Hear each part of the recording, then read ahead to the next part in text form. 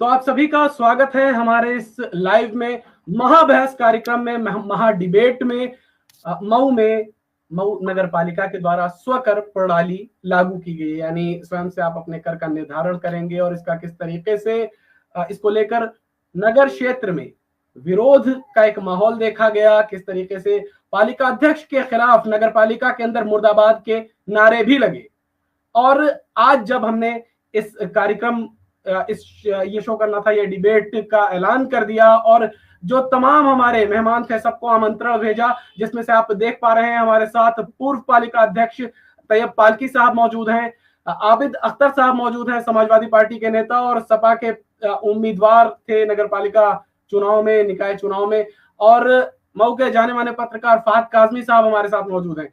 तो जो इस कार्यक्रम में सबसे मेन मेहमान कह सकते हैं, जो जवाबदेह है हर एक चीज के लिए, हर एक सवाल का जवाब जिसको देना है, वो शामिल नहीं हो रहे हैं। अब कारण क्या है? उनके अनुसार वो लगातार सुबह से अब तक मीटिंग में हैं और उन्होंने ज्वाइन करने के बाद भी, ये मीटिंग ज्वाइन किया, इस डिबेट में वो ज्वाइन करने के बाद उन्होंने लीव कर दिया। तो अरशद जमाल आखिर क्यों नहीं शामिल होना चाह रहे हैं? अरशद जमाल साहब, पूर्व चेयरमैन पालकी साहब हमारे साथ मौजूद हैं, क्या सवालों से भाग रहे हैं चेयरमैन अरशद जमाल? पालकी साहब जी, पूर्व चेयरमैन आखिर क्यों नहीं शामिल हो रहे इस कार्यक्रम में? क्या जवाब नहीं है उनके पास? सवालों के जवाब नहीं है? मौजूदा चेयरमैन, उनको डिबेट में अगर समय दिया है तो हिस्सा लेना चाहिए जी। और कारण क्या है, क्या लगता है? अब ये कारण तो वही जान सकते हैं, मैं तो उसमें कुछ कह नहीं सकता। जब तक हमारी कुछ बात ना हो जाए उनसे मैं कुछ नहीं कह सकता। तो देखिए, बात करने के लिए, सवाल करने के लिए हमारे साथ तैयब पालकी साहब मौजूद हैं, जो कि पूर्व पालिका अध्यक्ष हैं मऊ नगर पालिका के। आबिद अख्तर साहब मौजूद हैं अपने सवालों के साथ, और हम लगातार के साथ जुड़े हुए हैं। हमारा प्रयास था, जैसा कि हमने सुबह में ही सबको अवगत करा दिया था और आमंत्रण भेजा जो हमारे तमाम मेहमान हैं सबके पास, और सारे लोग आप देख रहे हैं, 3 लोगों को हमने आमंत्रित किया था। चेयरमैन अरशद जमाल साहब को बुलाया था इस कार्यक्रम में, पूर्व चेयरमैन तैयब पालकी साहब को बुलाया था, आबिद अख्तर साहब जो कि समाजवादी पार्टी के उम्मीदवार थे निकाय चुनाव में, और बाकी जो 2 मेहमान हैं वो आपके सामने मौजूद हैं, हमारे साथ मौजूद हैं। लेकिन चेयरमैन, वर्तमान चेयरमैन अरशद जमाल साहब, जिनकी जवाबदेही बनती है, जिनके जवाबों का इंतजार है, जनता अपने सवाल उनके सामने रखना चाहती है, लेकिन अरशद जमाल साहब आखिर क्यों नहीं शामिल हो रहे हैं? क्या कहेंगे फहद भाई? अरशद जमाल साहब ने अभी, जैसा कि बात हुई थी और उनको बड़ा बेसब्री से इंतजार था इस डिबेट का, और उनको ऐसा लगा कि शायद उनकी बातों का जवाब नहीं दे पाएंगे तैयब पालकी साहब, तो उन्होंने कई बार इस बात की वजाहत किया कि पालकी साहब रहेंगे ना, नहीं रहेंगे या नहीं। लेकिन उनको इस बात की, चूंकि हमें ऐसा लगता है कि उनको उम्मीद नहीं रही होगी कि पालकी साहब हर मौके पर डट के सामने खड़े हैं, जनहित के मुद्दों पर जितनी बातें करना होगा वो पालकी साहब करेंगे। उन्होंने इस चीज को कभी सोचा नहीं रहा होगा और चंद सेकंड के लिए उन्होंने स्क्रीन पर आए और पालकी साहब सहित हम सभी लोग मौजूद थे, उन्होंने देखा और तुरंत उन्होंने इस लाइव कार्यक्रम को छोड़ दिया। तो कहीं ना कहीं संदेह के तो घेरे में अरशद जमाल साहब आ रहे हैं कि जो विवादों में घिरे रहने के साथ साथ सवालों में नहीं घिरना चाह रहे हैं। सवालों में तो घिरे हुए हैं, लेकिन मैं लाइव पे एक सवाल छोड़ना चाहता हूं, छोड़ के मैं भी यहाँ से अब जाना चाहता हूँ, बहुत समय हो गया है। मैं ये छोड़ना चाहता हूँ कि अरशद जमाल साहब, ये जो स्वकर प्रणाली लागू हुई है इससे संतुष्ट हैं। इन्होंने कहा कि अगर ये लागू हुई है तो कौन सा पहाड़ टूट गया, तो इसका मतलब संतुष्ट हैं। एक तरफ कहते हैं कि लड़ाई लड़ेंगे, हम लड़ाई लड़ेंगे, तो अब वो आते तो बात शुरू होती जी। तो मैं यहीं पर बात अपनी खत्म करता हूं। एक मिनट, आपके कीमती समय से बस मुझे 1 मिनट चाहिए। एक सवाल बस मैं जानना ये चाहता हूं कि आपके कार्यकाल में भी मस्कन था, मस्कन का हाउस टैक्स कितना रहा होगा? मैं व्यक्तिगत किसी पे टिप्पणी नहीं करना चाहता। नहीं, मैं बस व्यक्तिगत राजनीति नहीं करना चाहता। आप शहर की समस्याओं पे आइए। आप नहीं, हम बता रहे हैं कितना था। मैंने भी, चूंकि पोर्टल है, मैं समस्या किसी व्यक्तिगत आदमी के उस पे नहीं जाना चाहता इस डिबेट में। मैं शहर की समस्याओं को, खास तौर से बुनकरों, कारीगरों, जो रोज लेबर का काम करते हैं, रोज कमाते खाते हैं, उन लोगों की चिंता है कि वो लोग कैसे बेयर कर पाएंगे ये टैक्स। अच्छा, ये मेरा उन एक लोग आखिरी जो सवाल है, गलियों में मेरा बसते एक हैं। आखिरी सवाल है, लाइव मेरा के एक दौरान आखिरी सवाल है। हमारा कार्यक्रम लाइव है। इस दौरान एक बार फिर हम रिक्वेस्ट करना चाहेंगे, अगर अरशद जमाल साहब या उनके जो समर्थक हैं, उनके साथ में रहने वाले जो लोग हैं, वो कोई भी देख रहा है, वो कई बार आमंत्रण दे चुके हैं पालकी साहब को डिबेट के लिए आने के लिए, कि वो डिबेट करें, वो बहस नहीं कर पाएंगे, और कई बार वो वीडियो बनाकर तो चैलेंज देते हैं, लेकिन आज लाइव हमारे साथ पालकी साहब मौजूद हैं इस डिबेट में, लेकिन अरशद जमाल साहब इसमें शामिल नहीं हो रहे हैं, ये पूछने के बाद कि पालकी साहब रहेंगे या नहीं रहेंगे। हालांकि लाइव हम आते उससे पहले इसको ज्वाइन भी किया पूर्व माफ कीजिएगा वर्तमान चेयरमैन अरशद जमाल साहब ने, और आखिर कारण क्या रहा, उन्होंने फिर इसको लीव कर दिया और वो चले गए।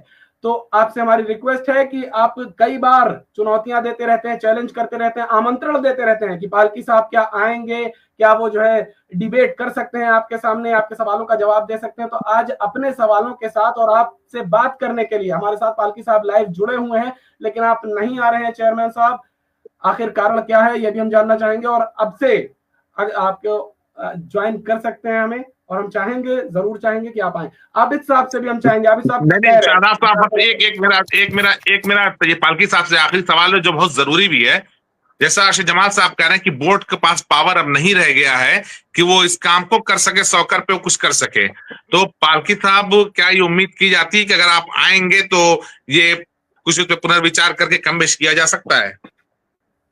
जी, मैं जनता से, अपनी मऊ नगर पालिका की जनता से मैं आश्वासन देता हूं कि मैं पुनः, अगर मुझे सौभाग्य प्राप्त हुआ इस कुर्सी पर, तो मैं पुनर्विचार करूंगा और जो भी राहत दे सकता हूं देने का काम करूंगा।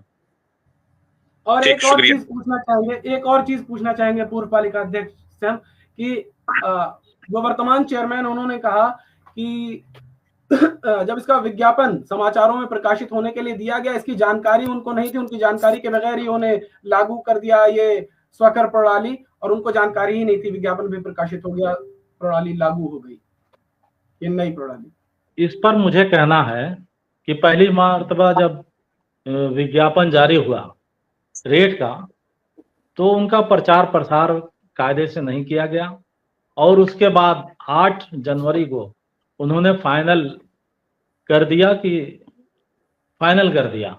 और 25 तारीख को फाइनल लिस्ट जारी कर दिया। तो इस पे आपत्ति मुझे है, मेरी मांग है कि इसको पुनः वापस लिया जाए,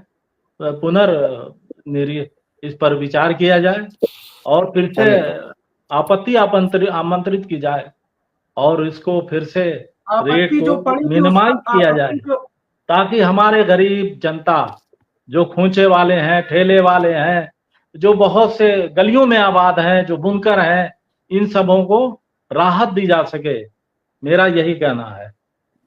आपत्ति जो पड़ी थी उस पर भी, उसका भी आखिर निस्तारण नहीं हुआ, और हालांकि जो रूलिंग है, अब हमने तो देखा नहीं कि आपत्ति कौन सी पड़ी, आपत्ति पड़ी नहीं पड़ी, मैं ये नहीं जानता, मगर मेरा ये है कि जो प्रकाशन हुआ आपत्ति के लिए जो प्रकाशन हुआ, उसका प्रचार प्रसार नहीं किया गया और सीधे नाफिज कर दिया गया। नाफिज करने के बाद उन्होंने कहा कि मैं लागू नहीं होने दूंगा। अगर इनको पावर नहीं है तो फिर क्यों इस तरह का दावा करते हैं कि मैं लागू नहीं होने दूंगा? बिल्कुल एक वाजिब सवाल किया पूर्व चेयरमैन तैयब पालकी साहब ने। आबिद अख्तर साहब, आप कुछ कह रहे थे? चलिए, कम से कम हमें मौका तो दिया आप लोगों ने। 3.5 साल के बाद पालकी साहब उसको सही करेंगे, कुर्सी पर आएंगे, अच्छा ख्याल है इनका, मैं बधाई देता हूं। मगर 3.5 साल के बीच में कौन आएगा क्या नहीं, 3.5 साल के बीच में क्या होगा? अरशद जमाल साहब सिर्फ झूठ बोलते हैं, मक्कारी करते हैं और लोगों को बरगलाते हैं। इनके खुद का जो हाउस टैक्स है ये पर्सनल मामला नहीं है। अभी जो जैसे पालकी साहब कह रहे थे कि ये पर्सनल मामला है, पर्सनल मामला नहीं है। आपका हाउस टैक्स 600 रुपया है, लगातार दे रहे हैं। 200 गृह कर और 400 रुपया वाटर टैक्स, 600 रुपया दे रहे हैं और जनता से उम्मीद कर रहे हैं कि आप 10 गुना दीजिए, 20 गुना दीजिए। हमने तो उनका कैलकुलेट करके लगाया अपनी एफबी पे कि 30,000 समथिंग आ रहा है चेयरमैन साहब आपका, और जनता चाह रही है कि, और आप चाह रहे हैं कि जनता भी उतना ही दे, और हम 600 रुपया उनको देते आ रहे हैं पहले से। तो मैंने ये पर्सनल चीजें नहीं की है, जो चीज ऑनलाइन मौजूद है सारे लोग देख सकते हैं, उसमें पर्सनल कहां से हो गई है। उनको तो शर्म आनी चाहिए कि आपका उतनी बड़ी बिल्डिंग 600 रुपया दे रहे हैं। और एक जनता है, कल एक सवाल पे वो बहुत भड़क गए थे कि आप बताइए कितना कैलकुलेट करके हो रहा है। हम कहे आप चेयरमैन है, आप बता दीजिए बढ़ रहा है कि नहीं बढ़ रहा है, सिर्फ सिंपल बता दीजिए बढ़ रहा है कि नहीं बढ़ रहा है। बढ़ रहा है तो बताइए कि कैसे बढ़ रहा है, और नहीं बढ़ रहा है तो खत्म करिए। इतनी नौटंकी क्यों कर रहे हैं आप लोग? मगर वो सिर्फ नौटंकी करते हैं, जनता को बेवकूफ बना रहे हैं। जैसे पिछली बार उन्होंने बिजली पर बेवकूफ बनाया, कंट्रोवर्सी की, इन्होंने पता नहीं कौन से एक फर्जी फोरम बनाया, फर्जी फोरम बना के सरकार को प्रस्ताव दिया, पास करवा दिया। बाद में वो कहते हैं अपने शपथ ग्रहण समारोह में कि बढ़ गया है, सरकार से बातचीत चल रही है, उसको कम कराया जाएगा। फिर इसी तरह इसमें 100 कर में लेके आए हैं, कह रहे हैं कि बातचीत हो रही है, कम कराया जाएगा, यहाँ गलती है वहां गलती है। प्रॉपर वे से उन्होंने बैकडोर से, पिछले दरवाजे से इस कानून को ले आया, और सारे लोगों को मैं कह रहा हूं ठीक है, शहर में है 9 मीटर का आपने दे दिया कि 9 मीटर में, तो 9 मीटर के दायरे में तो पूरा शहर आ जाएगा, हर गांव हर गली आ जाएगी। कहां 9 मीटर से कम कोई है, सब उस परिधि में आ रहे हैं। गांवों का सवाल है, जो अभी नया हमारा नगर पालिका जुड़ा है, जो क्षेत्र बने हैं, वहां पे कहीं गाय रखने के लिए, भैंस रखने के लिए वो जगह बनाई जा रही है, कहीं भूसे रखने के लिए उनके चारागाह बना रहे, उनका कैसे टैक्स का आप उसको कैलकुलेट करेंगे? कहा, मैंने कह दिया कि 10,000 12,000 18,000 भी आ सकते हैं, 20-20 हजार आ रहे हैं। और अभी इसकी कई है, जितने मेडिकल हॉल हैं, जितने हॉस्पिटल्स हैं, जितनी डिस्पेंसरी है, उसका 3 टाइम ज्यादा है। अभी जो हमारा जो कैलकुलेशन है, जो कहीं 90 पैसा है, कहीं 80 पैसा है, कहीं कुछ है, वहां पे इतना ज्यादा वहां पर हर चीज है। और वो सब तमाम चीजें सब हो रही है, इतना ज्यादा स्लैब बढ़ रहा है कि एक आम जनता दे नहीं पाएगी उसको। और समझ लीजिए कि बिजली के जो शहर है, जो बुनकरों का, वो एकदम बर्बाद होने के कगार पर है, और सब लोग उसमें प्रभावित होंगे। ये आपकी और मेरी लड़ाई नहीं है, ये सारे शहर की लड़ाई, हर वर्ग प्रभावित हो रहा है।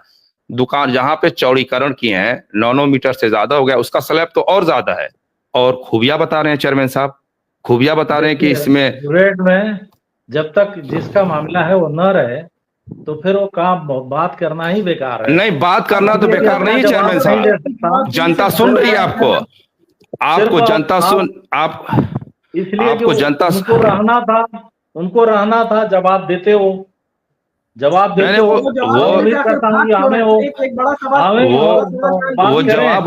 वो नहीं जवाब देंगे, वो जनता वहां सबसे पूछे, कोई फायदा नहीं है जब तक वो जवाब देने वाला न रहे।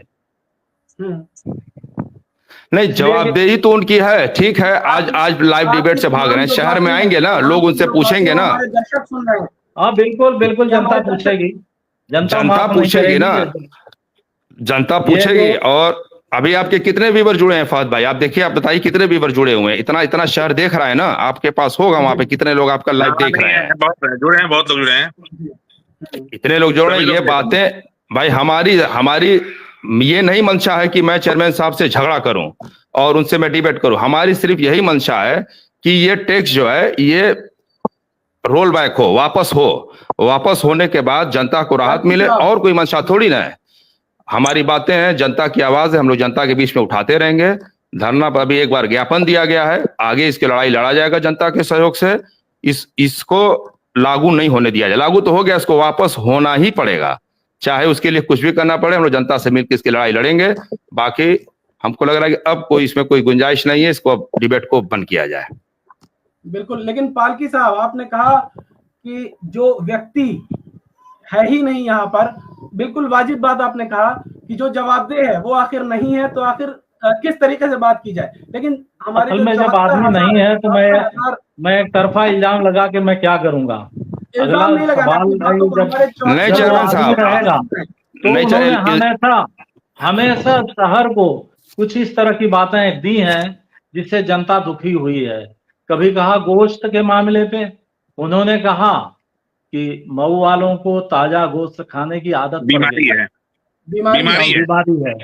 तो कभी इस तरह की बातें, कभी स्लाटर हाउस के नाम पर माला पहन लिया, कभी पहन लिया बिजली के नाम पर, तो जो 400 रुपया हुआ इसकी वाहवाही लूट रहे हैं, और जनता परेशान है, यहाँ का बुनकर परेशान, सब आम आदमी परेशान।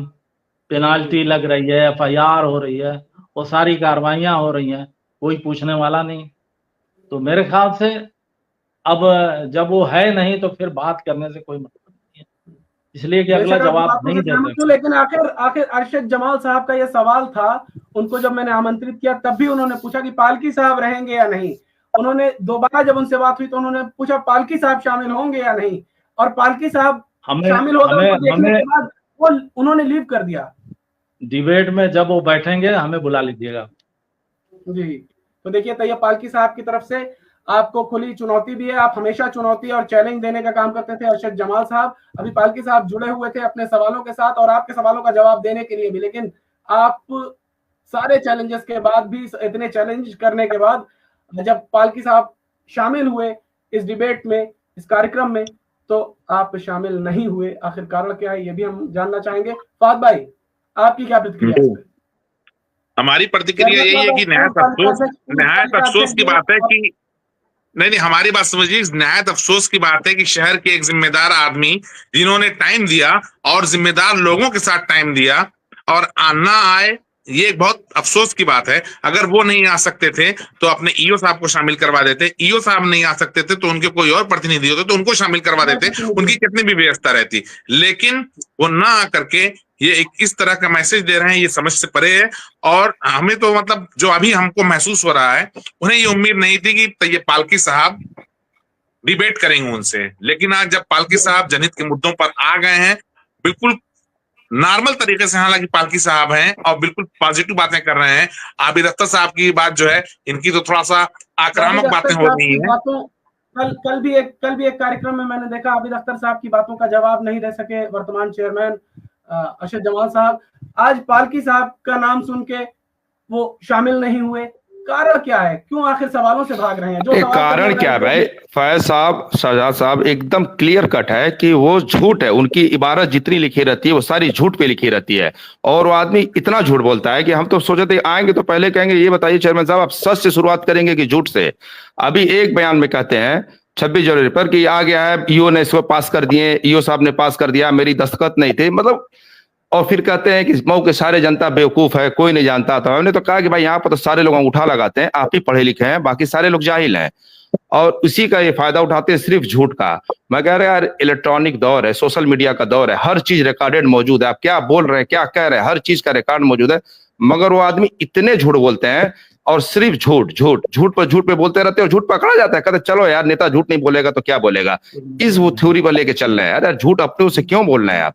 क्या जनता ने आपका क्या बिगाड़ दिया था इतना बड़ा ले आकर टैक्स उन पर थोप दिया है? मैं अपनी बात खत्म करता हूं। मैं बाय जी, बहुत धन्यवाद, बहुत धन्यवाद, बहुत धन्यवाद आपका, आप इस डिबेट में शामिल हुए, बहुमूल्य समय हमें देने के लिए बहुत धन्यवाद। Thank you sir. ठीक है। हाँ आबिद साहब, आप 1 मिनट आप लाइन पे रहें, आपसे कुछ बातें करनी है। देखिए, आपने इससे पहले भी बड़ा दमदारी से महायोजना 2031 के मामले को बड़ा गंभीरता से लिया। दूसरा मुद्दा फिर उसके बाद सौकर प्रणाली का आ गया। इस मुद्दे पर भी आप काफी एक्टिव नजर आ रहे हैं। तो सिर्फ धरना प्रदर्शन बातें रहेंगी या आपके स्तर से भी कुछ किया जाएगा जनहित के लिए? क्या फैज साहब क्या बात कर रहे हैं? आप तो उस दिन खुद मौजूद थे नगर पालिका में, आपने इंटरव्यू लिया था। वहां तक जाना या सिर्फ उतना ही रहेगा या उसके आगे भी कुछ बढ़ा? नहीं, मेरी बात करवाएंगे, क्या होगा? मैं फिर एक बार आप दोहरा रहा हूं कि मैं उस दिन कहा था कि 10 रोज का मैं यहाँ पर कह के आया हूं कि 10 रोज के अंदर अगर ये नहीं इस पर रिव्यू हुआ, और जो बढ़े हुए स्लैब है, जो बुनकरों पे, व्यापारियों पे, हर वर्ग पे जो लगा हुआ है, अगर ये वापस नहीं होगा तो हम लोग आंदोलन करेंगे। कॉन्स्टिट्यूशन ने जितना हमको संवैधानिक हक मिला है, जितने भी कॉन्स्टिट्यूशनल राइट हमें मिले हैं, उसके हिसाब से हम धरना करेंगे, प्रदर्शन करेंगे, चक्का जाम करेंगे, तालाबंदी करेंगे, मगर इसको लागू नहीं होने दिया जाएगा किसी कीमत पर। इसलिए ये कमर तोड़ देगी। मैंने तो सब उसको स्टडी किया है, देखा है। 12 आप अगर नहीं देंगे तो आपके ऊपर रिकवरी होगी। टैक्स तो टैक्स, आपके ऊपर ब्याज भी लगेगा हर। आबिद साहब, आप मस्कन पे हाउस टैक्स का आप तस्करा कर रहे थे। मैंने तो अपनी एफबी पे पोस्ट भी लगाया, मुझको लग रहा था कि वो सोच रहे थे ये जान गए सब, इस पर पूछेंगे सब। एक ये भी बहुत बड़ी वजह हो सकती है उनके ना आने की। बहरहाल हमने ये कल इनसे बहस हो रही थी, कल उनसे बात हो रही थी एक चैनल पे, तो वो हमसे बार बार पूछ रहे थे कि बताओ कितना टैक्स है, कितना है। तो हम कह रहे भाई आप ना बताएंगे कि हम बताएंगे, आप मालिक हैं, आप बताइए कितना है। हम तो आपके मुनीब है नहीं कि हम मुनीबी करेंगे, आप सिर्फ इतना बता दीजिए ना कि वो बढ़ेगा कि घटेगा, क्या होगा, क्या लाभ है, तो बता नहीं रहे। करें जिसका बढ़े, जिसका बढ़ा है वो घट जाएगा, इसका घटा उसका बढ़ जाएगा। तो उस हिसाब से मैंने कहा कि देखा जाए इनके मकान का कितना टैक्स है। इनकी वेबसाइट है, पड़ी हुई है, हमने फौरन देखा उनका देखा, उनके मकान का 156 भी है, उसके 156 भी है, एकदम स्पष्ट क्लियर है कि 200 रुपया हाउस टैक्स, 600 रुपया 400 रुपया वाटर टैक्स लगा हुआ है, कुल 600 रुपया, और वो भी 1 साल से दिए नहीं है, बकाया है। तो हमको बताइए, आप जैसे आदमी 1 साल से 600 रुपया नहीं जमा कर रहे हैं, तो हमारे बुनकर समाज, हमारा गरीब समाज कैसे वो बढ़ा हुआ जमा करेगा। मेरा एक सवाल था उनसे कि आप बताइए, जब आप नहीं जमा कर पा रहे हैं तो दूसरा कैसे गरीब आदमी जमा करेगा, वो भी इतना बढ़ा हुआ स्लैब। यहाँ पर देखिए नगर पालिका है, चलती थी, एक ही मकान है, एरिया है, 1400 स्क्वायर फुट का है, चाहे आधे मंडे का जिसको हम लोग कहते हैं मकान है, उसी मकान में गरीब भी रहता है और उसी के बगल में उसका एक बड़ा आदमी भी रहता है, वो भी गरीब, वो बड़ा आदमी है, उसका टर्नओवर 1 करोड़ रुपया है, वो भी टैक्स देता है 1000 रुपया, और जो छोटा आदमी है वो 200 रुपया देता है। तो फाइनेंशियल पोजीशन से भी तो देखा जा सकता है कि उसको कितने ऊपर टैक्स में आएगा। मगर ये एक साथ सबको जोड़ रहे हैं। अगर जिसका 1 करोड़ रुपया टर्नओवर है, साल का आमदनी है, और एक बुनकर 1 लाख रुपया जो साल में कमा रहा है, उसको सेम टैक्स देना पड़ेगा। ये कहाँ का कानून है भाई, काला कानून है। यहाँ पर तो ये होना चाहिए कि आपके पास जितनी कमाई है उसी हिसाब से टैक्स दीजिए। आप उतने पास है, एक आदमी का फुल एसी वाला मकान है, वो भी 2000 रुपया देगा, वो भी 4000 रुपया देगा, वो भी 8000 रुपया देगा, और उतना ही बड़ा अगर एक मकान एक गरीब बुनकर का है, एक गरीब किसान का है, तो वो भी उतना ही पैसा देगा। ये कैसी सिमिलरिटी, आप जरा बताइए फर्स्ट साहब, ये से हो सकता है? कहीं हुआ ऐसा हाउस टैक्स का निर्धारण? शायद इन्हीं नहीं, के सवालों के जवाब उनके पास नहीं कंडीशन पर भी इसको डिवाइड किया जा सकता था। ये तो एक काफी बड़ा मुद्दा है। कुछ त्रुटियां हैं जिसका सुधार होना जरूरी है और होना भी चाहिए। नहीं, ये बैकडोर से लेके आए ना। आबिद साहब, एक बात हम आपसे फिर कहना चाहेंगे, हमने आपसे इससे पहले भी इंटरव्यू में सवाल किया था। आप बार बार अरशद जमाल साहब के बारे में इस तरीके के शब्दों का इस्तेमाल करते हैं। आपको मालूम होना चाहिए कि नगर विकास मंत्री के दिल के करीब रहते हैं अरशद जमाल साहब। अरे भाई, तो उसी दिल में जाके ये कम करवा देना, उनको कम करवा देना चाहिए उसी दिल के पास जाके। इसमें मंत्री जी को, दिल के करीब होने वाले इंसान से, अरे भाई हमारे पास क्या है ये कि क्या हमसे ले लेंगे, कि हमारे पास जान है वही ले लेंगे, ले लीजिए, क्या करेंगे और क्या करेंगे। उससे ज्यादा नहीं ना कोई लेगा, एक हमारी जान ही ले सकते हैं, ले लीजिए, उससे ज्यादा नहीं ले सकते हैं। और हम मोमिन हैं, हमको इस बात पर यकीन है कि जिस दिन जो लिखा रहेगा वही होगा, डरने से कुछ नहीं होना है।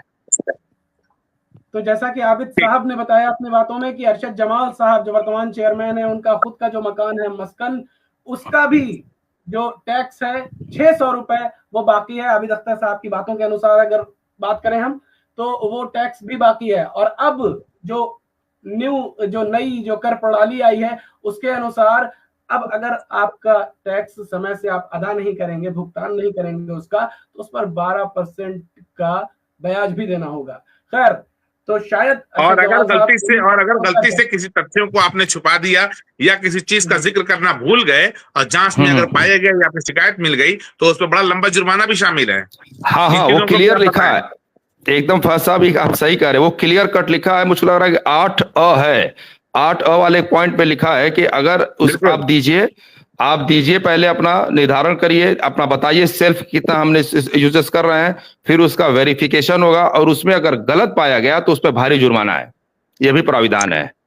बहरहाल मऊ के बुनकरों को एक बात हम ये बताना चाहेंगे, गरीब और बुनकर मजदूर जितने लोग हैं, अभी तक आपको सिर्फ बिजली की मार झेलना पड़ रहा था, अब आपके ऊपर एक और बड़ा लोड पड़ने जा रहा है। इससे मतलब नहीं है कि आपका मकान कितना बड़ा है या कितना छोटा है, या आपका मकान अगर बड़ा है तो उसमें कितने कमरे बने हैं, इन सभी चीजों से मतलब नहीं। अब वो आपको प्रति वर्ग फुट या प्रति वर्ग मीटर के हिसाब से अब आपको पैसा देना है, और अच्छा खासा अब आपको पैसा अदा करना पड़ेगा। एकदम पैसा टैक्स आपका पड़ रहा है जी। जैसे वो उतना पैसा मैं बताया ना कि एक अगर करोड़पति है, अगर उसका आधे मंडे का मकान है तो वो भी उतना ही पैसा देगा, और एक गरीब है जिसके पास एक रूम है, उसकी 50,000 60,000 रुपया सालाना आय है, उसको भी उतना ही टैक्स देना पड़ेगा। ये बताइए, दुनिया का पहला ये नया टैक्स है। इस बात से मैं सहमत हूँ। इन सारी चीजों में थोड़ा सा बदलाव होना चाहिए था, जो कि काफी जल्दी में लिया गया है। थोड़ा सा संदिग्ध फैसला, ये संदिग्ध क्या कह सकते हैं, ये गलत फैसला है, इसको आप कह सकते हैं। काफी जल्दी में लिया गया ये फैसला है। इसमें थोड़ा सा प्रचार प्रसार की जरूरत थी, काफी ज्यादा प्रचारित प्रसारित इसको करना चाहिए था। बोर्ड के चेयरमैन को चाहिए था कि अपने जितने वार्ड मेंबर्स हैं सभी की एक मीटिंग करके उन लोगों को अवेयर करें और बताएं कि अपने अपने वार्ड में जाकर के सभी मेंबर्स लोगों को अवेयर करें, और ज्यादा से ज्यादा आपत्तियां डालना चाहिए था। लेकिन जनप्रतिनिधियों की इसमें कमी कही जाएगी और इसमें नगरपालिका बोर्ड की भी बड़ी कमी कही जाएगी। और ईओ साहब के मंशे पे एक बड़ा सवालिया निशान बन रहा है कि आखिर जब वो मऊ के मूल निवासी नहीं है तो आखिर उनको कैसे मालूम है कि मऊ के लोगों की कंडीशन क्या है और किस तरीके से उन्होंने किस आधार को बेस बना करके, क्या बेस बनाया है जो उन्होंने कर का निर्धारण किया है। और बोर्ड चेयरमैन एक जनप्रतिनिधि को इसकी भनक तक नहीं लगने दी। तो बहुत धन्यवाद सभी का इस कार्यक्रम में शामिल होने के लिए। समय ज्यादा हो रहा है, अब हम इसका अंत यहीं पर करना चाहेंगे। तो और जो हमारे साथ लोग जुड़े हुए हैं, हमारे जो फॉलोअर्स जुड़े हुए हैं, उनको मैं बताना चाहूंगा कि आपने देखा किस तरीके से हमारे जो अन्य मेहमान थे जिनको हमने बुलाया इस कार्यक्रम में, वो अपने सवालों के साथ हाजिर हुए। पूर्व चेयरमैन तैयब पालकी साहब हाजिर हुए, समाजवादी पार्टी के नेता और पूर्व प्रत्याशी सपा के नगर निकाय चुनाव में आबिद अख्तर साहब शामिल हुए अपने सवालों के साथ। फहद काज़मी साहब ने अपना कीमती वक्त दिया हमें। लेकिन और मैं आपके सवालों के साथ चेयरमैन के सामने आपके सवालों को रखने के लिए मौजूद था, इंतजार करता रहा। अभी आधे घंटे से ज्यादा, लगभग 40 मिनट का समय हो चुका है जो समय दिया गया था, लेकिन अरशद जमाल साहब हमें ज्वाइन नहीं किया उन्होंने। और इससे पहले कई बार नहीं ज्वाइन किया शादाब साहब ज्वाइन किया चंद सेकंड के लिए और फौरन वहां से लीव हो गए। वो लाइव हम आते उससे पहले ही उन्होंने हमें ज्वाइन किया और लीव भी कर दिया। कारण क्या था ये तो वही बता पाएंगे, लेकिन हम फिर भी इस कार्यक्रम में ही उनसे एक बार फिर रिक्वेस्ट करना चाहेंगे कि अगर आप आने को तैयार हो तो हमारे जो मेहमान हैं वो तैयार हैं अपने सवालों के साथ आप से अगला टाइम जो रहेगा वो चेयरमैन अरशद जमाल साहब से लिया जाएगा, जिस समय उनको पूरी फुर्सत रहे। आप समय दे सकते हैं, आप समय दीजिए। बाकी जो जनप्रतिनिधि हैं वो सभी लोग तैयार हैं और आप उसमें शामिल हो कम से कम, हम उम्मीद करते हैं और रिक्वेस्ट करते हैं आपसे। जो सभी लोग हमारे साथ जुड़े हैं उन सभी का और हमारे सारे मेहमानों का बहुत धन्यवाद। Thank you sir. ठीक है, थैंक यू।